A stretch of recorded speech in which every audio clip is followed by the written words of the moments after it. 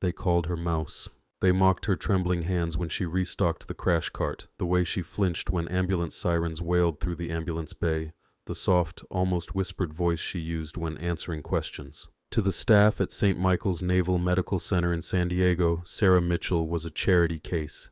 A middle-aged woman, 49 years old, with prematurely gray hair, pulled back in a loose, unfashionable bun, who moved through the emergency department like a ghost, trying not to disturb the living. Her scrubs were always a size too large, hanging off her thin frame in a way that made her look smaller, frailer, less significant than the crisp, athletic young nurses who sprinted through the halls in their designer scrub sets. She limped. A noticeable hitch in her right leg that slowed her down made her the last to reach a patient, the last to respond when codes were called. But they didn't know that the trembling in her hands wasn't from fear or incompetence. It was from nerve damage, shrapnel embedded in her cervical spine from an IED blast in Ramadi 2006. Fragments too dangerous to remove, pressing against nerves, causing involuntary tremors that no amount of physical therapy could fully eliminate. They didn't know that the limp came from a shattered femur, reconstructed with titanium rods after she'd thrown herself over a wounded Marine to shield him from a secondary explosion. The Marine lived. She walked with a permanent reminder. They didn't know that she flinched at sirens not because she was timid, but because the sound triggered visceral memories of medevac helicopters, of screaming wounded, of holding pressure on arterial bleeds while bullets pinged off metal and sand. They didn't know that beneath her oversized scrubs, hidden carefully, were dog tags. Not the standard issue ones. These were blackened with age and blood, engraved with a name that wasn't Sarah Mitchell. A name from a different life, a different war. Lieutenant Commander Sarah Dust Mitchell, United States Navy, former corpsman attached to SEAL Team Medical Support for 18 years, Navy Cross recipient, Silver Star, Purple Heart, Combat Action Ribbon. But that life was over. She'd buried it along with too many of the men she couldn't save. Now she was just Mouse, the slow, scared, incompetent nurse who couldn't handle the pressure of a civilian emergency room. And tonight, at 2:15 in the morning, as fog rolled in from the Pacific Ocean and settled over the hospital like a shroud, that carefully constructed anonymity was about to be shattered forever. Because the helicopter screaming toward the rooftop helipad wasn't carrying a routine trauma, it was carrying a ghost from her past. And the doctors who mocked her were about to learn that the deadliest weapons don't always make noise. Sometimes they tremble. Act 1, the underestimation. The break room smelled of burnt coffee and disinfectant. Sarah sat alone at the corner table, her fingers wrapped around a chipped mug that read, "World's Okayest Nurse," in faded letters. Someone had given it to her as a joke during her first week. She'd kept it. It felt appropriate. The clock on the wall read 2:17 a.m. The graveyard shift was her preference. Fewer people, less scrutiny. The chaos of the day shift, with its crowds of doctors and administrators, made her skin crawl. She did better in the quiet hours, when emergencies were pure and unfiltered by politics. The door swung open. Dr. Preston Sterling walked in, his white coat crisp and spotless despite the hour. At 36, he was the chief of emergency medicine, a position he'd secured through a combination of his Yale pedigree and his senator father's generous donations to the hospital's new cardiac wing. He was handsome in an angular, sharp way, with styled dark hair and a smile that never quite reached his eyes. Behind him came two young residents, hanging on his every word like disciples following a prophet. And that's why the ER is a young person's game. Reflexes matter. Instinct. You can't teach speed. He spotted Sarah and his smile widened. "Speaking of speed, Mouse, you're still here? I thought you'd have fallen asleep in the supply closet by now." The residents laughed dutifully. Sarah took a sip of her coffee. It was cold. She didn't respond. "Come on, don't be shy. Tell these young doctors your secret. How do you move so efficiently through the department?" "I do my job." "You do a job. Slowly. I've seen arthritic grandmothers with better response times. Yesterday, when we had that multi-vehicle collision, where were you? Establishing IV access on the patient in Bay 4, while the rest of us were actually saving lives in Trauma 1. You know what the problem is? You're a remnant, a relic. Modern emergency medicine is about speed, precision, and youth. You're past your expiration date." One of the residents, a young woman named Jessica, looked uncomfortable. "Dr. Sterling, I don't think—" "No, it's fine. Mouse doesn't mind. Do you, Mouse? You know your limitations. That's why you stick to the easy cases, bedpans and blood draws. Leave the real medicine to those of us who are still sharp. Sarah's hands tightened around the mug. The tremor became more visible. Sterling noticed, and his smirk grew. See? She can't even hold a coffee cup steady, and we're supposed to trust her with a patient's life? Sarah stood. The chair scraped against the linoleum. She placed the mug in the sink, turned, and walked toward the door. As she passed Sterling, she paused. Your shoelace is untied. Sterling glanced down. It wasn't. When he looked up to deliver a cutting retort, she was already gone, the door swinging shut behind her. Jesus, that was harsh. Sterling shrugged. Compassion doesn't save lives. Competence does, and she has neither. What Sterling didn't see was Sarah's face as she walked down the hall. Her jaw was tight, her eyes were dry, but her right hand had moved instinctively to touch the dog tags beneath her scrub top. The metal was warm from her body heat. She'd been called worse things, by better men, in worse places. She could endure this. The nurse's station was the social hub of the ER, a circular desk surrounded by computer monitors and the constant background symphony of ringing phones, beeping monitors, and the pneumatic whoosh of automatic doors. At 2:45 a.m. it was occupied by 3 nurses. Brenda, the charge nurse in her mid-30s with a sharp tongue and sharper eyeliner. Marcus, a male nurse who lifted weights and made sure everyone knew it. And Jessica, the young resident who'd been in the break room with Sterling. $20 says she doesn't make it to the end of the month. Marcus leaned back in his chair, arms crossed over his chest. I'll take that bet, but only because I think Sterling will fire her by the end of the week. You guys know she can probably hear you, right? So, I'm not saying anything that isn't true. Have you seen her try to start an IV? It takes her 3 tries minimum, and God forbid we get a combative patient. She practically runs away. She's just cautious. She's incompetent. And I don't know what kind of string she pulled to get hired here, but this is a naval medical center. We treat active duty personnel, people who actually matter. We don't have time for someone who moves like they're underwater. Through the medication room window, Sarah's silhouette was visible. She was carefully counting out pills, her hands moving slowly, methodically. The tremor was visible even from a distance. Look at that. My grandmother has steadier hands, and she has Parkinson's. Brenda laughed, a sharp, ugly sound. I heard Sterling's already documenting incidents, building a file. HR can't protect her forever. What incidents? Doesn't matter. Slow response times, failure to anticipate physician needs, poor communication with team members. He can make anything stick if he wants her gone. Sarah emerged from the medication room, carrying a small plastic cup with pills for a patient in observation.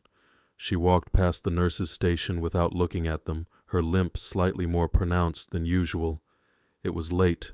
Her leg always hurt more when she was tired. As she disappeared into the observation wing, Brenda pulled out her phone. I'm starting a pool, $20 minimum. Closest guess to her termination date wins. You're terrible. But Jessica didn't stop them. What none of them knew was that Sarah had heard every word. The nurse's station acoustics were terrible. Sound carried. She'd learned in her first week to tune it out, to let the insults wash over her like rain on stone. She'd been called worse things. In the Hindu Kush Mountains, a Taliban fighter had called her American whore before she'd sedated him and removed the bullet from his lung. She'd saved his life anyway, because that was the job. This was just noise. But deep in her chest, beneath the scar tissue and the shrapnel fragments and the dog tags, something old and cold was stirring. A part of her she'd buried, a part of her that remembered what it felt like to be respected, to be feared, to be dust. Not yet, she told herself, not yet. At 3:30 a.m., the ER was in that strange lull that comes between the bar fights and the morning heart attacks. The waiting room held a handful of people with non-urgent complaints, a child with an earache, an elderly man with gout, a college student who'd waited 4 hours to be seen for what she was convinced was appendicitis but was probably just gas. Sarah was assigned to Bay 6, a semi-private room separated from the main ER by a curtain. The patient was a 34-year-old man named Robert Chen, brought in by his wife for what the triage nurse had documented as general malaise and nausea. Dr. Sterling had glanced at the chart for approximately 5 seconds. Probably food poisoning, IV fluids, Zofran for nausea, discharge when he stops puking. Mouse, you can handle that, right? Or is basic hydration beyond your skill set? Sarah had taken the chart without responding. Now she stood at Robert's bedside, her hands gentle as she placed the blood pressure cuff on his arm. His wife, Amy, sat in the plastic chair next to the bed, her face tight with worry. How long has he been feeling sick? Since yesterday morning? At first I thought it was just the flu, but he's been getting worse. He can't keep anything down, and he keeps saying his chest feels heavy. Heavy how? Like pressure? Like something sitting on it? Yeah, like I can't get a full breath. Sarah's eyes narrowed slightly. She looked at the monitor. Blood pressure, 142/95, elevated. Heart rate, 98, slightly fast. Oxygen saturation, 94%, low end of normal. She pressed her fingers against his wrist, feeling his pulse. It was there, strong, but something was off. The rhythm wasn't quite right. She counted, felt the pattern. She released his wrist and moved to his chest, pressing her stethoscope against his sternum. The heart sounds were muffled, not dramatically, subtle, but wrong. When did you last feel normal? Before yesterday? When was the last time you felt completely fine? Robert thought. I don't know. Maybe 3 days ago? I've been really stressed at work. Long hours. What do you do? Software engineer. Startup. We've been pulling all-nighters before our launch. Sarah nodded slowly. Has he complained about jaw pain? Or his left arm feeling strange? Amy's eyes widened. His jaw, yes. He said it hurt yesterday. He thought he was grinding his teeth. Sarah turned to the computer terminal and pulled up Robert's EKG, which had been done in triage. It looked normal to an untrained eye, normal sinus rhythm, no obvious ST elevations, no dramatic Q waves. But Sarah wasn't untrained. She looked at the subtle changes. A slight depression in the ST segment in leads 2, 3, and AVF. Minimal. Easy to miss if you weren't looking. She stood and walked quickly, well, as quickly as her limp allowed, out of the bay and toward the nurse's station. Sterling was there, flirting with one of the night shift nurses, a pretty blonde named Ashley. Dr. Sterling. He held up a finger without looking at her. 1 second, Mouse. Ashley was just telling me about her yoga instructor. Dr. Sterling, I need you to look at a patient. I already looked at him. Food poisoning. You have the order. Follow it. I don't think it's food poisoning. Now Sterling turned, his expression annoyed. Oh, you don't think? Well, that's fascinating, Mouse, but I don't recall asking for your diagnostic input. What I recall is giving you a simple task. Hang fluids, give antiemetics, discharge. His EKG shows inferior ischemia, subtle ST depressions, he's having jaw pain, his cardiac enzymes need to be checked. I think he's having an NSTEMI, non-ST elevation myocardial infarction, a heart attack, a subtle one, the kind that kills people because it gets missed. Sterling laughed. Are you serious right now? He's 34 years old, he has no cardiac history, his EKG is normal, you're seeing zebras where there are horses. He has risk factors, high-stress job, elevated blood pressure. Everyone has elevated blood pressure at 3 a.m. in an ER. Mouse, I know you're trying to seem useful, but diagnosing MIs isn't in your scope of practice. You're a nurse. Your job is to do what I tell you. Now go hang the fluids and stop wasting my time. Sarah stood there for a moment. The old her, the lieutenant commander, would have grabbed Sterling by his white coat and made him look at the EKG, would have pulled rank, would have ensured the patient got the care he needed. But that wasn't who she was anymore. She turned and walked back to Bay 6. Robert was sitting up now, looking worse. His skin had a grayish tinge. Sweat beaded on his forehead. I don't feel right. I think something's really wrong. Sarah made a decision. She couldn't order cardiac enzymes. She didn't have the authority, but she could do something else. She pulled out her phone and opened the calculator app. Then she went to the computer and pulled up Robert's chart. She looked at his vital signs from triage. Blood pressure, 138/88. Now, 142/95. Rising. She looked at his age, his weight, his reported stress levels. She calculated his heart score, a risk stratification tool for chest pain. He scored a 5, moderate risk. She went to the crash cart and pulled out a baby aspirin, 81 milligrams. Robert, I'm going to give you an aspirin. I want you to chew it. Why? Is he having a heart attack? I'm being cautious. Which was true, but it was more than caution. It was 20 years of combat medicine telling her that this man was going to die if someone didn't act. She gave him the aspirin, then she took his blood pressure again.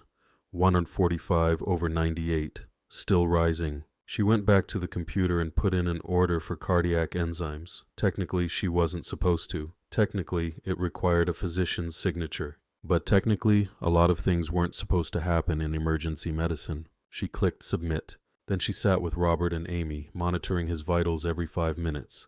His heart rate climbed to 105. His oxygen saturation dropped to 92%. His skin got clammier. 30 minutes later, the lab results came back. Troponin, 0.8 nanograms per milliliter. Elevated. Not dramatically, but elevated. Sarah printed the results and walked directly to Sterling, who was now in the staff lounge eating a sandwich. Dr. Sterling, Robert Chen's troponin is elevated. Sterling looked up, annoyed. Then he saw the printout. His face changed. Who ordered cardiac enzymes? I did. You don't have authority to... He stopped. Looked at the numbers. Looked at the timestamp. If the troponin was elevated now, it would have been even more elevated an hour ago when he'd dismissed the patient. If Sarah hadn't acted, Robert Chen would have been sent home, and he probably would have died in his sleep. Sterling stood. He walked past Sarah without a word, went to Bay 6, and examined Robert. Then he ordered a stat cardiology consult, an ambulance transfer to the cardiac catheterization lab, and a heparin drip. Robert Chen was in the cath lab within 40 minutes. They found a 90% blockage in his right coronary artery. They stented it. He went home 2 days later, alive, thanks to a nurse who'd seen what a doctor had missed. But when the cardiology report came through crediting the early identification and intervention, the name listed wasn't Sarah Mitchell. It was Dr. Preston Sterling. And when the hospital newsletter ran a story about the impressive diagnostic catch, Sterling's photo was front and center. Sarah saw it pinned to the bulletin board in the break room. She read it while pouring her coffee. Someone had written in the margin, in Brenda's handwriting, "Even a broken clock is right twice a day." Sarah threw the newsletter in the trash and went back to work. At 4:15 a.m., Sarah sat in the small chapel on the hospital's second floor. It was a non-denominational space, just a quiet room with padded chairs and a stained glass window that faced east, waiting for a sunrise that was still 2 hours away. She wasn't religious, not really, not anymore. She'd seen too many people pray in the last moments of their lives, and she'd seen too many of those prayers go unanswered. But the chapel was quiet and empty, and sometimes she just needed to be alone with the weight of who she used to be. She pulled the dog tags out from under her scrub top. The chain was old, the metal tarnished. She'd worn them for 18 years, through boot camp, through corps school, through her first deployment to Fallujah, through Ramadi, Sangin, Kandahar, Mosul. Through the night, her Humvee hit an IED and her entire team was killed except for her. She traced her thumb over the raised letters. Mitchell, Sarah L. USN 04 LTCDR. Lieutenant Commander. It felt like a different person's name now. She thought about Robert Chen, about how close he'd come to dying, about how Sterling had taken credit, about how she'd let him, because that was the deal she'd made with herself. When she'd left the Navy, when she'd buried dust and become Mouse, she'd promised herself that she wouldn't need the recognition. She wouldn't need the respect. She would just do the job, save lives quietly, disappear into the background. But God, it was hard. Her phone buzzed. A text from the charge nurse. Get back to ER. Busy. Sarah tucked the dog tags back under her shirt. She stood, her knee popping audibly, and limped toward the door. As she reached for the handle, the chapel's emergency radio crackled to life. It was tied into the hospital's system, normally silent except for major incidents. All available personnel to the ER. Code Black. Inbound military trauma. ETA 3 minutes. Repeat. Code Black. Code Black. Mass casualty. Military. Sarah's hand froze on the door handle. Her heart rate spiked, not from fear, from muscle memory. Somewhere deep in her brainstem, in the place where training overwrites instinct, a switch flipped. She pushed through the chapel door and moved. Not the slow, limping shuffle that the ER staff knew. Something faster. Something fluid. The limp was still there, but it didn't matter, because the helicopter on the roof wasn't carrying a routine trauma. It was carrying a seal, her seal, and the doctors who'd spent 3 months mocking her were about to learn that there are some things you don't forget. Even when you're trying to Act 2, the crisis, the sound hit first. Not the polite whine of a civilian medevac helicopter. This was deeper, primal, the teeth-rattling whump, whump, whump of a Sikorsky UH-60 Blackhawk, military rotors cutting through fog at combat speed. Sarah emerged from the stairwell onto the ER floor, and the scene was already chaos. Nurses were scrambling, residents were pulling on trauma gowns. Dr. Sterling stood at the center of the storm, barking orders like a general who'd never seen a battlefield. I want 2 units of O-negative blood standing by. Trauma Bay 1 prepped for surgery. Someone find out who the hell authorized a military bird to land on our roof without clearance. Sarah moved toward the trauma bay, her hands already reaching for gloves. A resident, she thought his name was Mike, stepped in front of her. Dr. Sterling said essential personnel only. I'm a nurse? He specifically said, look, just stay back, okay? Let the team handle this. Before Sarah could respond, the elevator chimed. The doors opened. What emerged wasn't a medical team. It was a tactical insertion. 4 men in full combat gear, plate carriers, helmets, rifles slung across their chests, moved with synchronized precision. In the center, they carried a stretcher. On that stretcher was a man who looked more like a slab of meat than a human being. Blood everywhere, soaking through pressure bandages, dripping onto the floor, leaving a trail from the elevator to the trauma bay like a macabre breadcrumb path. The lead operator, you could tell by the way he moved, by the command in his eyes, was scanning the room. His name tape read, CPO Ramirez, Chief Petty Officer, SEAL Team Medic. Who's the trauma surgeon? Sterling stepped forward. I am. Dr. Preston Sterling, Chief of Emergency Medicine. What do we have? Commander Jake Morrison, SEAL Team 6, call sign Reaper, multiple GSWs to torso. Gunshot wounds, I understand. Get him on the bed. Let's move, people. The SEALs transferred Morrison to the trauma table with practiced efficiency.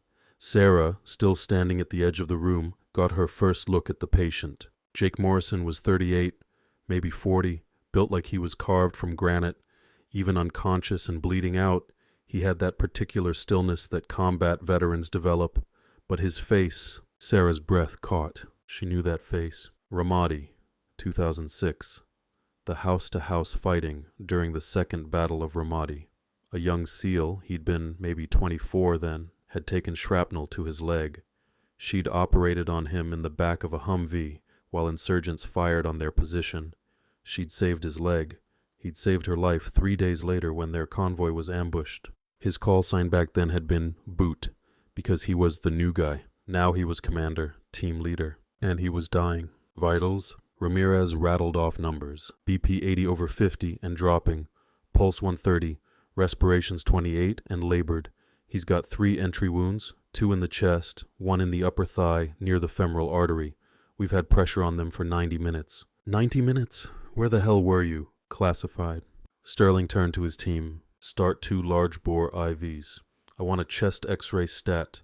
Someone page surgery. We're going to need an OR. Sarah was moving before she realized it. Her limp was more pronounced now. Adrenaline made her injuries hurt more, not less, but she was moving. She reached the trauma table and looked down at Jake Morrison's chest. The 2 gunshot wounds were obvious, ragged entry holes, sealed with Israeli bandages that were soaked through, but Sarah wasn't looking at the wounds. She was looking at his chest wall, at the way it moved, or rather didn't move. His right side wasn't rising with his breaths. The left side was heaving, compensating, but the right was still.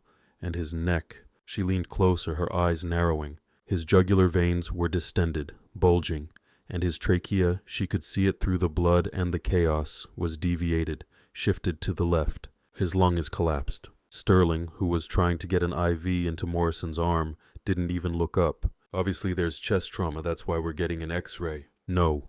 His lung isn't just collapsed, it's tension. The air is trapped in his chest cavity. It's compressing his heart. Now Sterling looked up. His face was red from exertion and annoyance. Mouse, I don't have time for your Wikipedia diagnoses. Go get more gauze or something. Look at his neck. Jugular vein distension. Tracheal deviation. His right chest isn't moving. He has a tension pneumothorax. His blood pressure is low because he's bleeding out. That's hemorrhagic shock 101. I don't need a nurse telling me how to... The monitor alarm cut him off. Morrison's blood pressure dropped to 65/40. His oxygen saturation plummeted to 78%, and his heart rate went from 130 to 150 to 180 in the span of 10 seconds. He's crashing. Sterling's face went pale. Shit, get me intubation equipment now. Sarah grabbed his arm. You can't intubate him.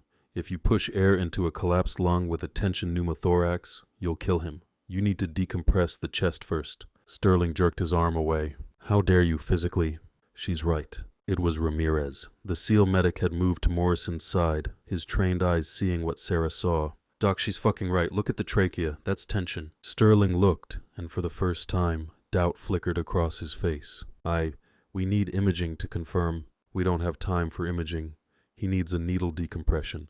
Now, 14-gauge angiocath, second intercostal space, midclavicular line. You are not performing a procedure on my patient. Security, get this woman out of my trauma bay. 2 security guards appeared at the door. Sarah looked at Morrison. His lips were turning blue. His eyes were rolling back.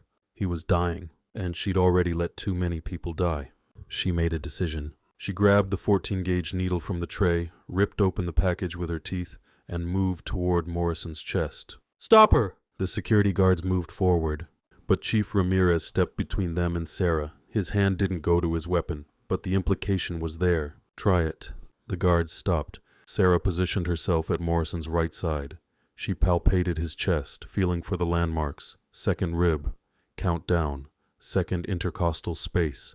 Mid-clavicular line. Her hands weren't shaking. For the first time in 4 years, her hands were completely still. She drove the needle into Morrison's chest. For a moment, nothing happened. Then a hissing sound. Air, trapped, pressurized air, exploded out of the needle with a sound like a tire deflating.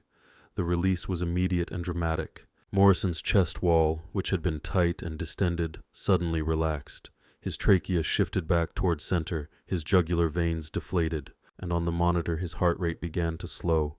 180, 160, 140, 120. His oxygen saturation climbed. 78%, 82%, 88%, 94%. The room went silent. Sarah stepped back from the table, the needle still in place, acting as a temporary vent. He needs a chest tube, but he's stable for now. Sterling stood frozen, his mouth open, staring at the monitor, at the patient, at Sarah. You just saved his life, Ramirez finished. While you were jerking off with your protocols, she saw what you missed. Who the fuck is she? Sterling's face cycled through several emotions. Shock, embarrassment, and then, finally, rage. She is a nurse who just committed assault, performed a medical procedure without authorization, and violated every hospital protocol we have. Security, remove her. Now. Doc, now. The security guards, hesitant but following orders, moved towards Sarah. She didn't resist. She just looked at Morrison one last time. His chest was rising and falling, evenly now. He was going to live. That was enough. As the guards took her arms, Sarah locked eyes with Ramirez. He needs a chest tube on the right, and check his thigh wound. If the femoral artery is nicked, he'll need vascular repair. Don't let him code again. Ramirez nodded slowly. What's your name? But Sarah was already being pulled toward the door. Wait, Sterling said. He walked over to Sarah, his face twisted with vindictive satisfaction. Before you go, I want you to know that I'm filing a formal complaint with the hospital, with the state board. You will never work in medicine again. Do you understand me? Sarah looked at him, really looked at him. At his expensive watch and his perfectly styled hair and his ego that was so fragile it couldn't survive being wrong. I understand. Good, get her out of here. The guards escorted Sarah out of the trauma bay, down the hall, past the nurses' station where Brenda and Marcus watched with wide eyes and open mouths. They took her to a small office near the hospital's security desk and told her to wait. Sarah sat in a plastic chair and stared at the wall. She didn't cry. She'd cried all her tears in Ramadi. But she pulled out her dog tags one last time and held them in her trembling hands. I'm sorry, she thought. I tried to be someone else. I really did. Outside, thunder rumbled. But it wasn't thunder. It was the sound of 3 more Blackhawks approaching the hospital. And the man in the lead helicopter wasn't a medic. He was a 2-star admiral, and he was very, very angry.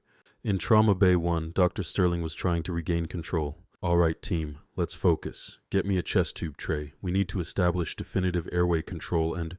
With all due respect, Doc, what the fuck just happened? Sterling spun on him. What happened is that a rogue nurse nearly killed your commander. That nurse saved his life, Ramirez said. His voice was calm, deadly calm, the kind of calm that comes right before violence. You were about to intubate a man with a tension pneumo. You would have blown up his other lung. He'd be dead right now if she hadn't stepped in. She had no authorization. I don't give a shit about authorization, Ramirez roared. The other SEALs in the room shifted, their hands moving unconsciously toward their weapons. I care about my commander being alive, and that woman, whoever the hell she is, knew more about combat trauma in 10 seconds than you've learned in your entire Ivy League career. Sterling's face went red. How dare you?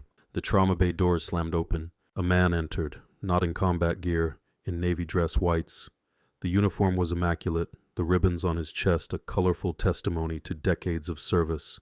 On his collar, 2 silver stars. Rear Admiral Thomas Blackwood, Naval Special Warfare Command. Every SEAL in the room snapped to attention. Sterling, to his credit, recognized rank when he saw it. He straightened. Admiral, I'm Dr. Preston Sterling. Blackwood walked past him like he was furniture. He went directly to the trauma table and looked down at Commander Morrison. His face was hard, but his eyes betrayed emotion, concern, fear, and something else. Fury. Status, he said to Ramirez. Stable for now, sir. He coded. He had a tension pneumothorax. The civilian doc missed it. One of the nurses caught it and performed emergency decompression. Blackwood's eyes narrowed. Which nurse? They dragged her out, sir. The doc had her removed by security. Blackwood turned slowly to face Sterling. You removed the person who saved my SEAL's life? Sterling swallowed. Admiral, with all due respect, she violated hospital protocol. She performed a procedure without physician authorization. She assaulted me. She assaulted you? Blackwood's voice was dangerously quiet. She grabbed my arm and pushed past me to get to the patient. Blackwood stared at him. Son, do you have any idea what assault actually looks like? That's not the point. The point is, she broke protocol. Protocol? Blackwood's voice rose. My SEAL was dying and you were too incompetent to recognize a tension pneumothorax, a condition that any first-year combat medic could diagnose, and you're talking to me about protocol? I would have caught it. You didn't catch it. She did. Blackwood stepped closer to Sterling. Despite being shorter, he somehow loomed. Tell me something, Doctor. How many gunshot wounds have you treated? Sterling hesitated. We get trauma cases regularly. How many combat traumas? This is a naval medical center, but most of our patients are... That's what I thought.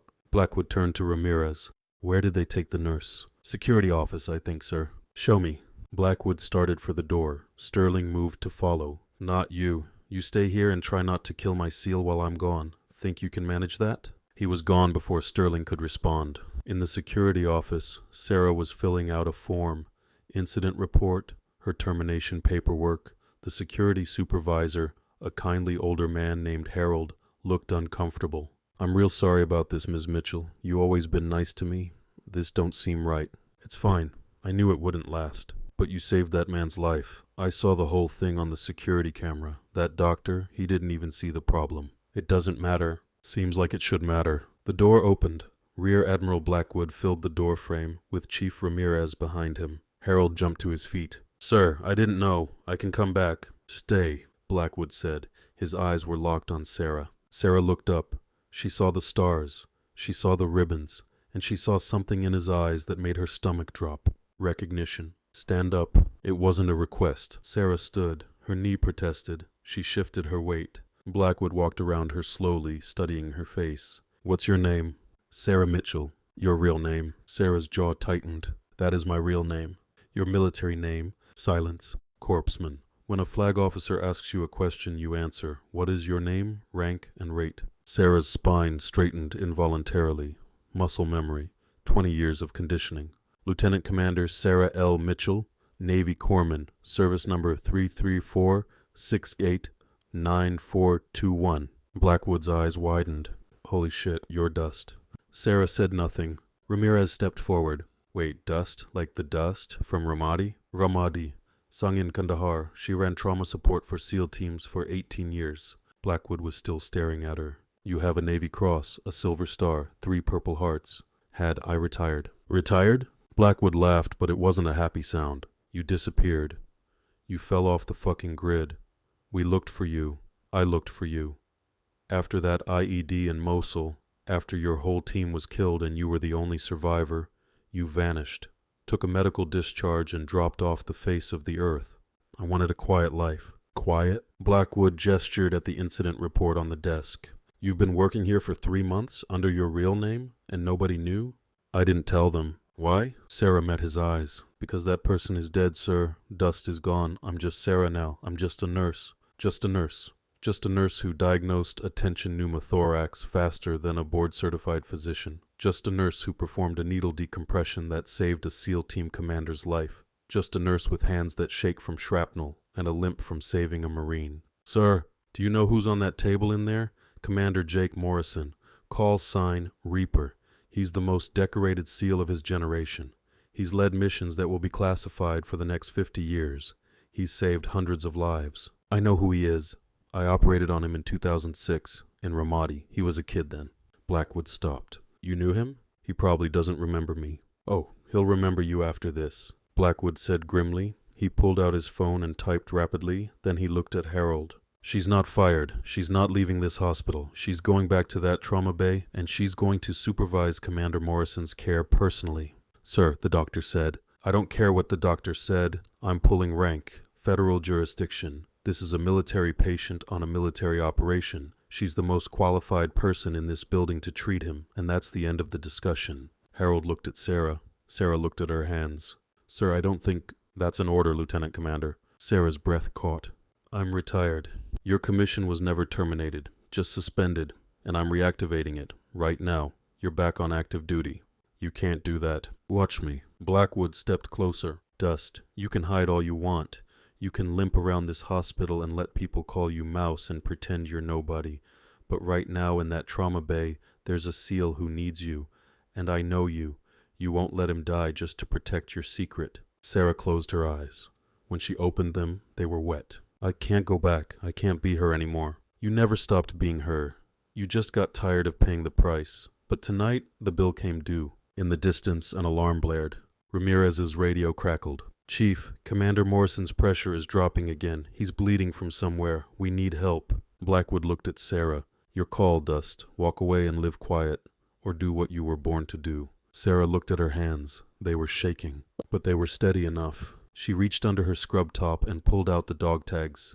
She slipped them over her head and wore them outside her shirt for the first time in 4 years. Let's go. When Sarah walked back into Trauma Bay 1, the room's energy shifted. Dr. Sterling was at the head of the bed, preparing to intubate. His hands were shaking worse than Sarah's ever had. No. Sterling looked up. What the hell are you doing back here? Security. Security answers to me now. This is a federal matter. She's the attending on this case. She's not a doctor. She's an 04 with 18 years of combat trauma experience. She outranks your civilian credentials in this context. Sterling's face went purple. This is insane. I'm calling the hospital administrator. Call whoever you want. Blackwood didn't look at him. His eyes were on Sarah. Ma'am, he's yours. Sarah moved to the table. She looked at Morrison. His eyes were closed, but his lips were moving, muttering something in his unconscious state. She leaned close. Dus, where's Dus? Her heart clenched. He did remember. I'm here. I've got you, Boot. She straightened and assessed rapidly. His blood pressure was 70/45. Not good. His oxygen was 90%. Barely adequate. The chest tube that Sterling's team had placed was draining blood. A lot of blood. Too much blood. He's got internal bleeding. Not from the chest. From the abdomen. One of the bullets must have nicked his liver or spleen. Sterling, who'd been sulking by the wall, scoffed. You can't know that without imaging. His abdomen is distended. Rigid. He's bleeding into his belly. Sarah looked at Ramirez. Chief, when you found him, how much blood did he lose? We stabilized him in the field. He lost maybe 2 liters before we got the bleeding controlled.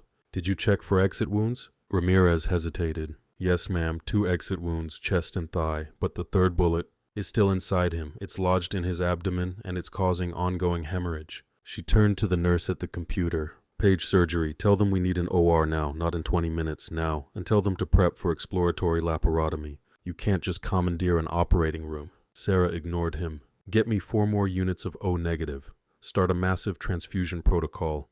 He's going to need blood, plasma, and platelets in a 1:1:1 ratio. That's a military protocol. We don't use that here. You do now? Sarah began prepping Morrison for transport. Chief, I need you and your team to help me move him. He's too unstable for the transport team. Ramirez nodded. You heard her. Let's move. As they began to wheel Morrison out, Sterling stepped in front of the gurney. This is my patient, my hospital. You can't just... Blackwood grabbed Sterling by the shoulder and moved him aside. Not roughly, but firmly. Doctor, my SEAL, my corpsman, my jurisdiction. If you interfere again, I will have you arrested for obstruction. Are we clear? Sterling opened his mouth, closed it, stepped aside. They rushed Morrison down the hall toward the elevators. Behind them, Sarah heard Sterling shouting into his phone. "Yes, Mr. Administrator, I need you here now. We have a situation." But Sarah wasn't listening. She was watching Morrison's monitor, watching his vitals, watching the slow, steady leak of his life into the drainage bag. They got him to the OR. The surgical team, woken from sleep and confused about the emergency, looked at Sarah in her blood-stained scrubs and visible dog tags with undisguised surprise. "Who are you?" The surgeon, Dr. Amanda Chen, asked. "Lieutenant Commander Mitchell, I'm taking this case. You're not on our surgical staff. She is now. Admiral's orders. She operates. You assist." Dr. Chen looked like she wanted to argue, but she saw the stars on Blackwood's uniform. She saw the SEALs standing at the door like armed guards. She nodded. "Then let's scrub in." The operating room was cold, bright, and sterile. Everything a battlefield was not. Sarah stood at the scrub sink, methodically washing her hands. Dr. Chen stood beside her, scrubbing in silence for a long moment. "So Navy Cross?" "Among others. And you've been working in our ER for 3 months?" "Yes." "As a floor nurse?" "Yes." "Why?" Sarah looked at her reflection in the mirror above the sink. "Because I didn't want to be this anymore." "This?" "The person who cuts people open to save them." Dr. Chen considered that. "Yet here you are." "Yeah, here I am." They entered the OR. Morrison was already anesthetized, draped, prepped. The anesthesiologist, Dr. Singh, looked nervous. "His pressure's still dropping. 70/40. We need to move fast." Sarah positioned herself at the table. Dr. Chen took the first assist position. A resident stood across from them, looking terrified. "Scalpel." The scrub nurse placed it in her hand. Sarah's hand didn't shake. She made the incision, a long vertical cut from sternum to pelvis. The laparotomy. She worked quickly but carefully, cutting through skin, fat, fascia, muscle. Blood welled up immediately when she entered the peritoneal cavity. Suction. The suction cleared the blood, but more poured in. The abdomen was full of it. "He's got a hemoperitoneum, at least 2 liters in the belly." Sarah's hands moved inside Morrison's abdomen, feeling, searching. Her fingers, trained by hundreds of surgeries in impossible conditions, found the damage quickly. Liver laceration grade 3 and... She reached deeper. Splenic injury, but that's not the bleeder. The bullet nicked the hepatic artery. "Jesus," the resident whispered. "Clamp, I need vascular control." Dr. Chen handed her the clamp. Sarah carefully isolated the hepatic artery and clamped it. The bleeding slowed immediately. Blood pressure stabilizing, 80/50, rising. "Good. Let's find that bullet." Sarah explored methodically. The bullet had entered through the chest, angled downward, missed the heart and major vessels by millimeters, exited the diaphragm, and lodged in the liver. She found it embedded in the liver tissue, a deformed chunk of copper and lead. "Gotcha." She extracted it carefully and dropped it into a specimen cup. "I need to repair the artery and do a damage control on the liver. This is going to take time. Keep his pressure up." For the next 2 hours, Sarah worked. Her hands moved with the precision of muscle memory. Suturing, cauterizing, packing, repairing. Dr. Chen assisted silently, occasionally offering suggestions, but mostly just watching. "You learned this in combat?" "In the worst possible conditions.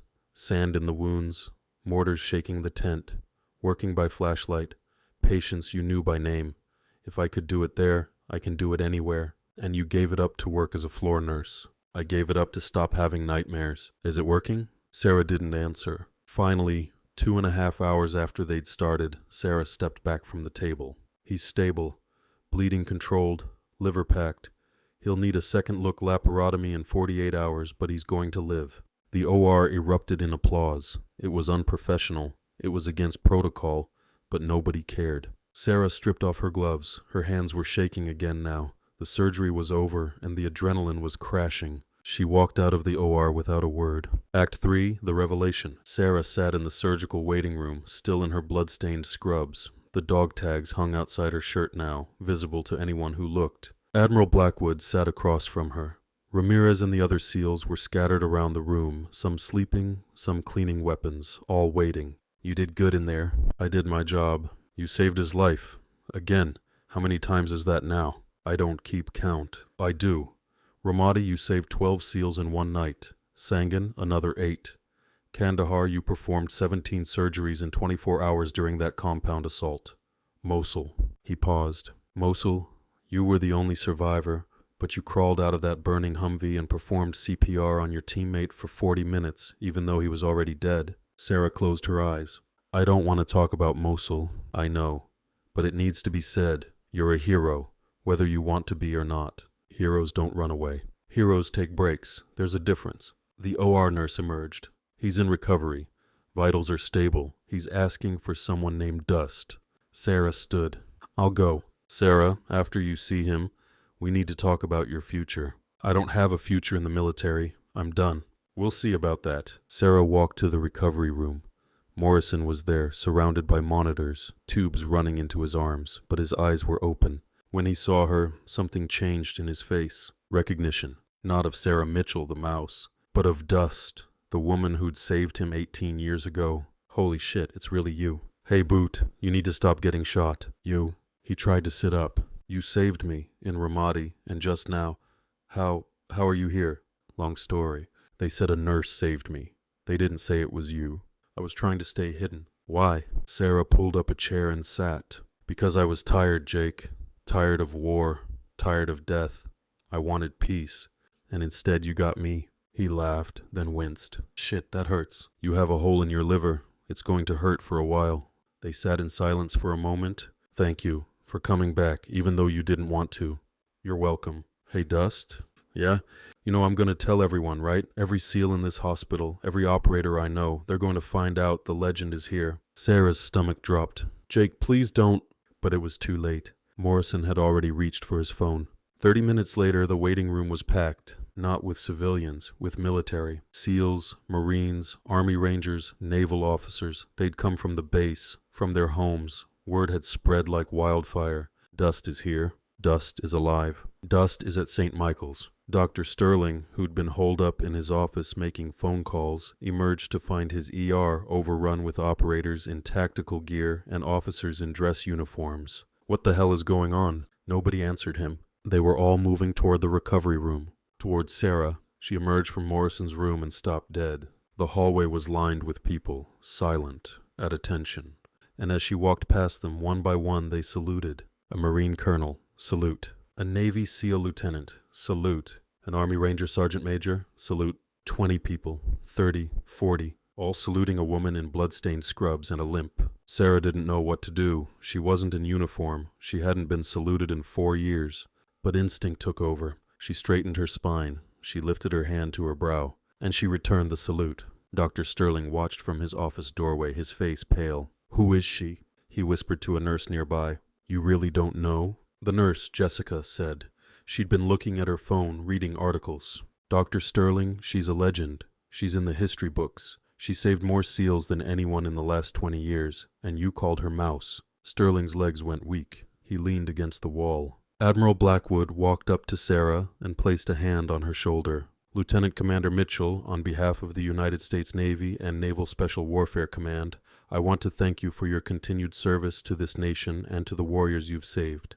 The hallway erupted in applause. Sarah's eyes filled with tears. She tried to blink them away, but they fell anyway. I'm not active duty anymore. You are now. Blackwood pulled a folded paper from his pocket. Effective immediately, you're reinstated with full rank and honors, and you're being assigned as the senior medical officer for special warfare medical training. Sir, I can't. You can, and you will. That's an order, Dust. From down the hall, Morrison's voice, weak but clear, called out, Ura, Dust! The SEALs echoed him. Ura! Sarah looked at the faces around her, young operators, veterans, men and women who fought in the shadows. They weren't looking at Mouse. They were looking at their doc. Dr. Sterling retreated to his office and locked the door. His hands were shaking as he opened his laptop. He Googled Sarah Mitchell, Navy SEAL. The results were overwhelming. News articles, military citations, photographs. One photograph in particular made his blood run cold. It showed a younger Sarah, maybe in her early 30s, in combat fatigues, standing with a group of SEALs in Afghanistan. She was smiling, a rare, genuine smile, and her arm was around a young operator who looked like he'd just survived hell. The caption read, Lieutenant Commander Sarah Dust Mitchell with members of SEAL Team 3 after successful medical intervention during Operation Piledriver, Sangin District, Afghanistan, 2008. Another article, Navy Corpsman receives Navy Cross for heroism under fire. Another, combat medic saves 12 lives during Ramadi assault. Sterling's vision blurred. He felt sick. For 3 months he'd mocked her, humiliated her, called her incompetent, and she was one of the most decorated medical personnel in the entire military. A knock on his door made him jump. "Dr. Sterling? It's Jessica. The hospital administrator is here. He wants to see you." Sterling opened the door. Jessica's face was carefully neutral, but he could see the judgment in her eyes. "Where is he?" "Conference room. And Dr. Sterling? Admiral Blackwood is with him." Sterling's stomach dropped.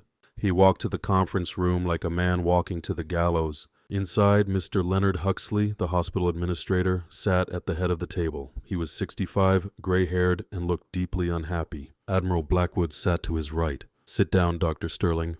Sterling sat. "Admiral Blackwood has been briefing me on tonight's events. He's also provided me with security footage and witness statements." Sterling's heart pounded. "Sir, if I may explain, you misdiagnosed attention pneumothorax, a condition that a first-year medical student should be able to identify. You then had the person who correctly diagnosed it removed from the trauma bay, and when she saved the patient's life, you attempted to have her arrested. I didn't know she was... You didn't know she was one of the most experienced combat trauma specialists in the country. No, you didn't, because you never bothered to look at her personnel file. You never bothered to ask about her background. You judged her based on her appearance and her age and your own arrogance. Sir, I was following hospital protocol. You were following your ego, and you almost killed my seal in the process." Huxley pulled out a folder. "Dr. Sterling, this is your personnel file. In the last 3 months, I've received 11 complaints about your behavior. Nurses citing hostile work environment, residents reporting verbal abuse, and now this." Sterling felt the ground dropping out from under him. "I've saved lives in this hospital. My surgical outcomes are excellent. Your surgical outcomes are average. What you excel at is taking credit for other people's work. Like tonight, when you tried to claim responsibility for Commander Morrison's successful treatment." "That's not..." "It is." Huxley closed the folder. "Dr. Sterling, you're terminated, effective immediately. Security will escort you to collect your belongings. You have 1 hour to vacate the premises." Sterling stood, his chair scraping loudly. "You can't do this. My father..." "Your father is currently being briefed by the Secretary of Defense about his son's incompetence. I don't think he'll be making any calls on your behalf." Blackwood stood. "Dr. Sterling, let me make something very clear. Commander Morrison is alive because of Lieutenant Commander Mitchell. If he had died because of your negligence, I would have personally ensured you faced federal charges. Consider yourself lucky." Sterling looked between them. "This is insane. She's just a nurse." "She's a lieutenant commander with the Navy Cross. She's saved more lives in a single night than you'll save in your entire career. And you called her Mouse." Blackwood leaned in close. "Do you know what her SEAL teams called her? They called her Angel of Death, because when you were dying, when there was no hope, she brought you back. She didn't care about rank, she didn't care about politics, she cared about the patient." Blackwood straightened. "You should have learned from her. Instead, you tried to destroy her. That makes you not just a bad doctor, that makes you a bad human being." Sterling opened his mouth. Nothing came out. Security appeared at the door. "Escort Dr. Sterling out." As Sterling was led away, he passed Sarah in the hallway.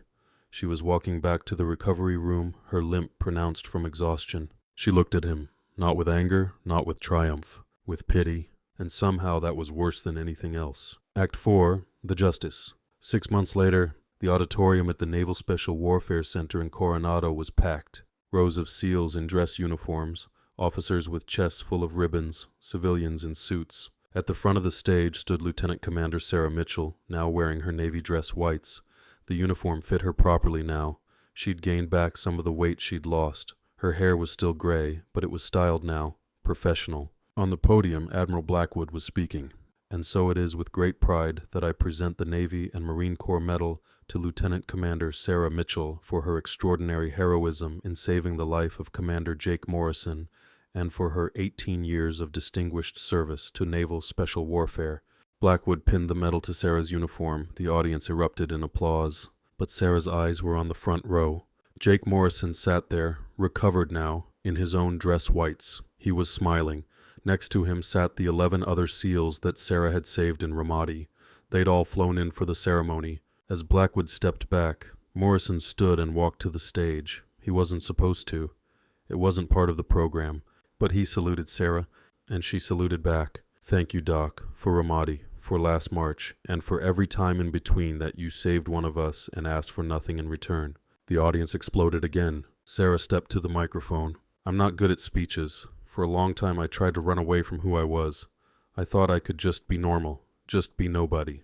She paused. But a very smart admiral told me that you can't hide from who you are, and a very stubborn seal reminded me why I do this. She looked out at the audience. I became a corpsman because I wanted to save lives, not for glory, not for recognition, just because it was the right thing to do, and I'm grateful that I get to keep doing that. She stepped back from the microphone. The standing ovation lasted 5 minutes. Epilogue, where they are now. Dr. Preston Sterling never worked in medicine again. His medical license was permanently revoked after a state board investigation revealed a pattern of negligence. He currently works as a pharmaceutical sales representative in Idaho. He does not speak to his father. St. Michael's Naval Medical Center implemented the Mitchell Protocol, which mandates that any medical professional, regardless of rank or title, can halt a procedure if they believe patient safety is at risk. Brenda, the charge nurse who started the betting pool, was reassigned to a different department. She eventually left the hospital and now works in insurance billing. Commander Jake Morrison made a full recovery. He continued to lead SEAL operations for another 5 years before retiring. He now runs a non-profit that connects veterans with medical professionals. Sarah Mitchell is on his board of directors. Admiral Blackwood retired 2 years after Sarah's reinstatement. At his retirement ceremony, he wore a bracelet with the names of every SEAL that Sarah had saved. It had 94 names on it. And Sarah? Lieutenant Commander Sarah Mitchell continued to serve for another 8 years. She trained a new generation of combat medics. She taught them that rank doesn't matter, that ego kills, that the patient is all that matters. She retired at 57, for real this time, and moved to a small house near Coronado Beach. But once a month, without fail, a group of SEALs shows up at her door. They bring beer, they bring stories, they bring their kids to meet the woman who saved their fathers. They don't call her Mouse, they call her Doc. And when they salute her, even though she's in civilian clothes, even though she tells them to stop, she salutes back, because some things you never forget, even when you try. The end. Final message to viewers. If this story moved you, if it reminded you that heroes don't always wear capes, sometimes they wear scrubs and carry scars that nobody sees, then please hit that like button. Share this with someone who needs to hear that your past doesn't define you, but it can empower you. And subscribe to this channel for more stories about hidden warriors, silent heroes, and the people who save lives when nobody's watching. Because the most dangerous weapons don't make noise. Sometimes they tremble. Thanks for listening.